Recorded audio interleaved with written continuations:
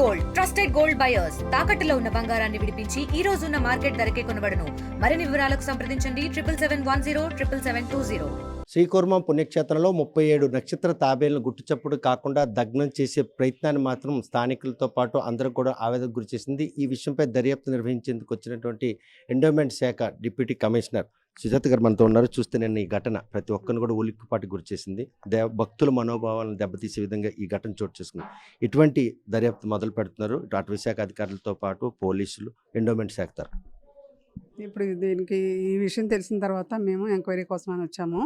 దీని మీద వెంటనే ఏ విధంగా జరిగింది ఏంటని చెప్పేసి గౌరవ మంత్రివర్యుల వారు దేవాదాయ ధర్మాదాయ శాఖ వారు కూడా మమ్మల్ని అర్జెంటుగా మీరు అది చూసి రిపోర్ట్ ఇమ్మని కూడా చెప్పడం జరిగింది.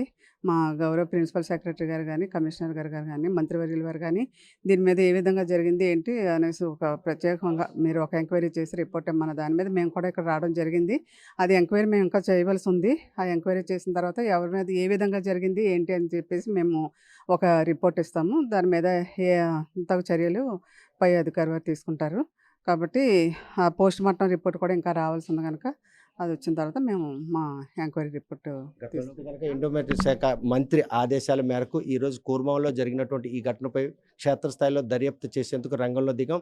దోషులు ఎంతటి వారైనా ఎవరైనా కూడా వారిని కఠినంగా శిక్షిస్తున్నాం. దేవాలయ ప్రతిష్టను భగ్నం కలిగించేందుకు చేసిన దుశ్చర్య, లేకపోతే ఇక్కడ ఏవైతే తాబేళ్లు సంరక్షించబడుతున్నట్టు అందులో మృతి చెందిన తాబేళ్లను దగ్ధం చేసేందుకు ప్రయత్నం, ఇవన్నీ కూడాను కూలంకుషంగా నివేదికను పై అధికారులు పంపిస్తాం. అనంతరం మాత్రం వారిపై కఠిన చర్యలు చేపడతామని చెప్పి కమిషనర్ స్పష్టం చేస్తున్నారు. వీడియో జర్నలిస్ట్ రామకృష్ణతో సత్యం, RTV శ్రీకాకుళం. మరిన్ని వీడియోస్ కోసం ఛానల్ ని సబ్స్క్రైబ్ చేయండి. లేటెస్ట్ అప్డేట్స్ కోసం వాట్సాప్ ఛానల్ ని ఫాలో అవ్వండి. అండ్ లింక్ డిస్క్రిప్షన్ లో ఉంది.